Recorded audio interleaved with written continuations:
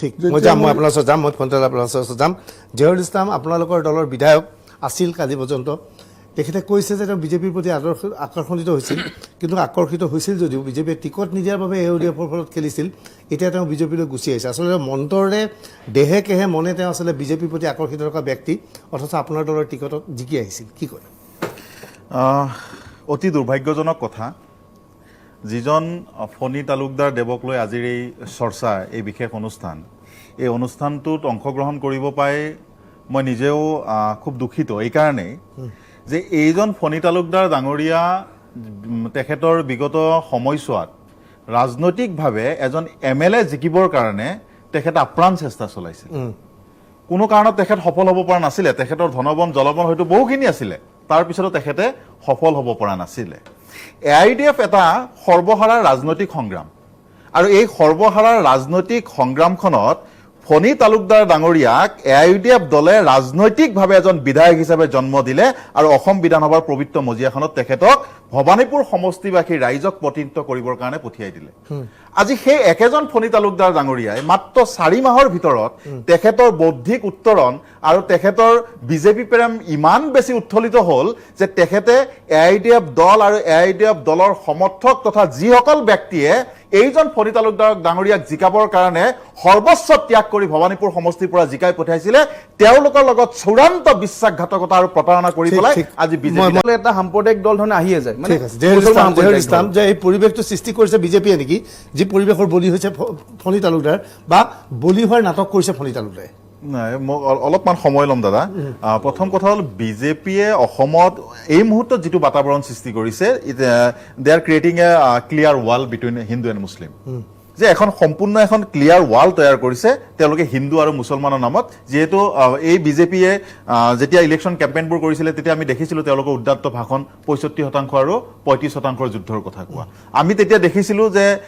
এই বিজেপিয়ে অসমৰ মুছলমানসকলক যেনেকৈ মোগলৰ সন্তান বা মোগলৰ ঔৰসত জন্ম হোৱা বা মোগলৰ নেতা বুলি কৈ পেলাই হিন্দু মানুহক পোলাৰাইজ কৰা যিটো কৰিছিলে এই সকলোবোৰ আমি দেখিছিলোঁ গতিকে বিজেপিৰ এই আচৰণত আমি অস্বাভাৱিক বুলি হেৰি কৰা আমাৰ কোনো যুক্তি নাথাকে কাৰণ তেওঁলোকৰ আচৰণ আমি জানো কিন্তু আমাৰ আটাইতকৈ ডাঙৰ আচৰিত বিষয়টো এইটো যে যিজন ব্যক্তিয়ে সম্পূৰ্ণ এই মুহূৰ্তত আপোনালোকৰ সন্মুখত ক'লে যে 90% মাইনৰিটি মানুহৰ ভোট লৈ পেলাই তেখেতে অসম বিধানসভাৰ পবিত্ৰ মজিয়ালৈকে আহিছে আৰু সেই ব্যক্তিজনে 4 মাহৰ ভিতৰত যেতিয়া নিজকে ক'ব যে মই এআইডিএফৰ বিধায়ক হৈ পেলাই জিকাৰ পিছত মোৰ মন্দিৰত যাবৰ কাৰণে অশান্তি লগা হ'ল নামঘৰত যাবৰ কাৰণে অশান্তি লগা হ'ল আনকি তেওঁ ঐতিহাসিক ইস্কন মন্দিৰৰ নামটো তেখেতৰ বক্তব্যৰ মাজত টানি আনিছে মই তেখেতক অনুৰোধ কৰিম যে ৰাজনৈতিক জখলাডাল বগাবৰ কাৰণে আপুনি নামঘৰৰ দৰে পবিত্ৰ স্থান ইস্কন মন্দিৰৰ দৰে ঐতিহাসিক ক্ষেত্ৰখন আৰু এই সত্ৰ বোলা শংকৰদেৱৰ শ্ৰীমন্ত জগতগুৰু শ্ৰীমন্ত শংকৰদেৱৰ এই জাউতিযুগীয়া এই ঐতিহ্যবোৰক নিজৰ ৰাজনৈতিক জখলাডাল বগাবৰ কাৰণে নানিব আৰু 2 নম্বৰ কথা যে এআইডিএফ দলৰ কাৰণে আপুনি এজন প্ৰতাৰক এআইডিএফ দলৰ এই অশুভ পৰম্পৰাটো আপুনি আৰম্ভ কৰিলে যিটো এআইডিএফ দলৰ পূৰ্বতে কেতিয়াও হোৱা নাছিলে এই অশুভ পৰম্পৰাটো ফণী তালুকদাৰ ডাঙৰীয়া আৰম্ভ কৰিলে যদি কেতিয়াবা এআইডিএফ দলে প্ৰতাৰণা দিৱস বা প্ৰতাৰণাৰ কাৰ্যসূচী কেতিয়াবা পালন কৰিব লাগে নিশ্চিতভাৱে ফণী তালুকদাৰৰ এই চেহেৰাটোকে আমি প্ৰতাৰক হিচাপে তাতে আমি প্ৰতিফলিত কৰিম আৰু ভবানীপুৰ সমষ্টিবাসী ৰাইজক মই ইয়াৰ পৰা ক'ব বিচাৰো যে এইজন ব্যক্তিক যাক আপোনালোকে নিজৰ সৰ্বহাৰা ৰাজনৈতিক সংগ্ৰামখন নেতৃত্ব দিয়াৰ কাৰণে বিধানসভালৈকে পঠিয়াইছিলে এইজন ব্যক্তি আপোনালোকক চূড়ান্ত বিশ্বাসঘাতকতা কৰিছে উপনিৰ্বাচনৰ সময়ত এখেতক উচিত শিক্ষা দিবৰ কাৰণে আপোনালোক ৰেডি থাকক 2 নম্বৰ কথা অসম চৰকাৰৰ অসমীয়া ৰাইজক মই ক'ব বিচাৰো যে যিকেইজন ব্যক্তিয়ে নিজৰ ৰাজনৈতিক লিপ্সা সাধনৰ কাৰণে সমষ্টিবাসীক প্ৰতাৰণা কৰি উপনিৰ্বাচন পাতিবৰ কাৰণে তেওঁলোকে চৰকাৰক বাধ্য কৰাইছে ইলেকশ্যন কমিশ্যনক বাধ্য কৰাইছে তেওঁলোকে অতি কম 50 কোটি টকা ইলেকশ্যন কমিশ্যনত জমা দিয়ক কাৰণ তেওঁলোকৰ ব্যক্তিগত স্বাৰ্থ সিদ্ধিৰ কাৰণে ৰাইজৰ কলকাতালত টকাৰে তেওঁলোকৰ স্বাৰ্থ সিদ্ধিৰ কাৰণে ইলেকশ্যন পোষকতা মই নকৰোঁ ঠিক ফণী তালুকদাৰ এইখন আপোনাৰ মই নীতি আদৰ্শটো আচলতে নাজানো ময়ো ফোন কৰিলোঁ মোকো ফোন কৰিলে একেদিনাই মোৰ টিকটটো হৈ গ'ল আপুনি মেম্বাৰশ্বিপ লোৱাই নাছিল নেকি আগতে মেম্বাৰশ্বিপ লোৱা নাই মই মোৰ টিকটটো হৈ গ'ল টিকটটো কেনেকৈ হৈ গ'ল টিকটটো কেনেকৈ পাই গ'ল টিকটটো হৈ গ'ল আৰু মই হুজুৰক ফোন কৰিলোঁ মই দলৰ মানুহক ফোন কৰিলোঁ টিকটটো হৈ গ'ল কিমান টকা দিবলগীয়া হ'ল টকা দিয়া নাই এইটো ইউডিএফ দলৰ এটা ভাল কি ইউডিএফ দলৰ নীতিগত আদৰ্শ আছে সেইটো ক'ব লাগিব নীতিগত আদৰ্শ থকা দল যিকেইজন বিধায়ক অতি উচ্চ শিক্ষিত বিধায়ক আছে না তেওঁ আচ্ছা গতিকে কথাটো হ'ল কি মই টপকৈ টিকটটো ল'লোঁ মোৰ এটা ফ্ল' আছেই 5 বছৰ ৰাইজৰ মাজত লাগি থাকিলোঁ মই ভোট পালোঁ জিতিলোঁ কিন্তু মই এডজাষ্ট হ'বলৈ মই নোৱাৰিলোঁ হঠাৎ মোৰ মেণ্টেল ট্ৰাবল হৈ গ'ল এই ছাবজেক্টটো এতিয়া আজি কেনেকুৱা আজি এতিয়া ভাল আজি আপুনি স্কুল মন্দিৰত যাবলৈ মন গৈছে নাই এতিয়া ৰাস্তা স্কুলত মই গৈছোঁ পঢ়ি গৈছোঁ যিদিনাৰ পৰা মই মেণ্টেলি মই প্ৰিপেয়াৰ্ড হৈ গ'লোঁ যে মই এই দল ত্যাগ কৰিম তেতিয়া মই মন্দিৰত গৈছোঁ ইস্কন মন্দিৰত গৈছোঁ মই যি 10 দিন আগতে ভৱানীপুৰ সত্ৰৰ 10 দিন 7 দিন আগতে ভৱানীপুৰ সত্ৰত গৈছোঁ আৰু এইটো এতিয়া ভৱানীপুৰ মছজিদত যাব এতিয়া আপুনি ভৱানীপুৰ মছজিদত যাব নাই ফণিতাতকৈও ভাল হিন্দু আপোনাতকৈও ভাল হিন্দু আমাৰ দলত আছে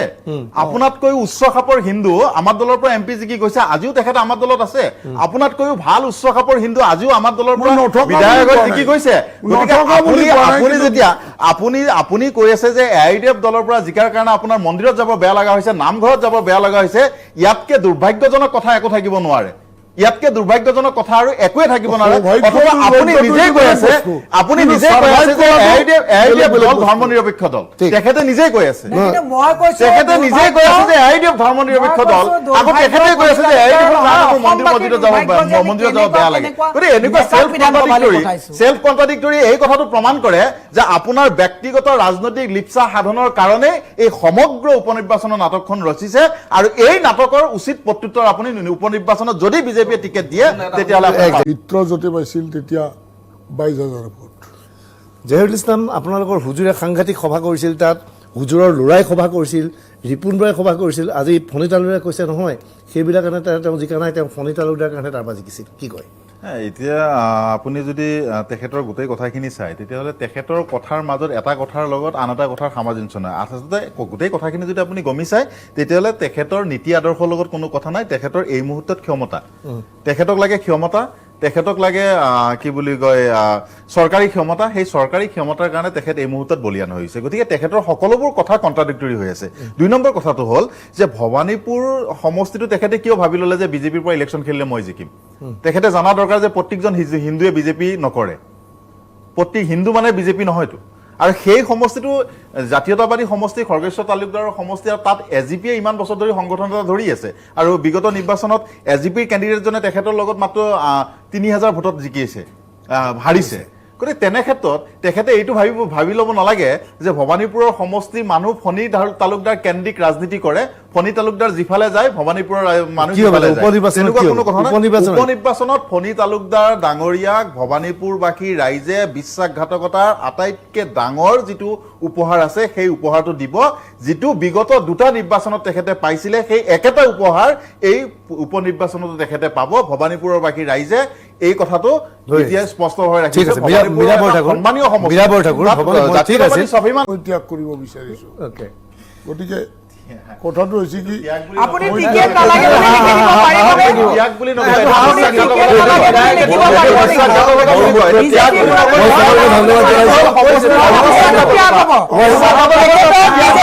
পাৰিবনে নালাগে বুলি ক'ব